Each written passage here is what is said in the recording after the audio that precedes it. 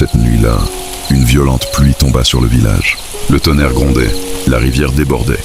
Dans une vieille cabane cachée, plusieurs enfants orphelins tremblaient de peur. Mais quelqu'un arriva sous la pluie. Maman Awa, malgré son âge, malgré sa fatigue, elle était venue sauver ses enfants. Les habitants suivirent finalement Maman Awa sous la pluie, et ce qu'ils découvrirent changea tout. Des enfants pauvres, des orphelins abandonnés, tous protégés par cette vieille femme qu'ils méprisaient depuis si longtemps. Les enfants pleuraient. Ils expliquaient que Maman Awa était la seule personne qui leur donnait à manger. La seule personne qui les considérait encore comme des êtres humains. Et soudain, le village comprit enfin la vérité. Toutes ces années, Maman Awa utilisait le peu d'argent qu'elle gagnait pour nourrir des enfants oubliés. Alors les habitants commencèrent à avoir honte. Le chef du village lui demanda « Pourquoi ne nous as-tu jamais rien dit ?»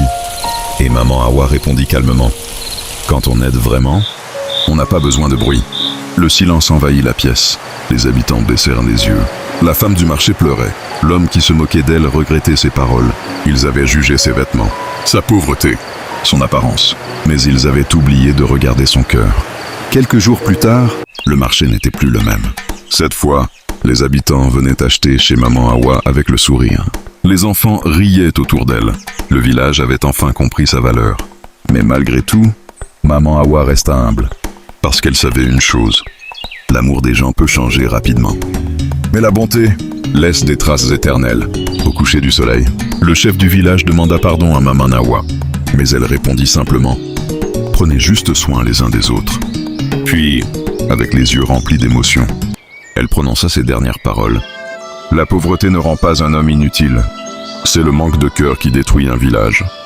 Ne juge jamais quelqu'un par ses vêtements, ni par sa pauvreté. Parce que parfois, les personnes les plus pauvres sont celles qui possèdent le plus grand cœur. » Donne une note à cette histoire sur 10 et abonne-toi pour la prochaine émotion venue d'Afrique.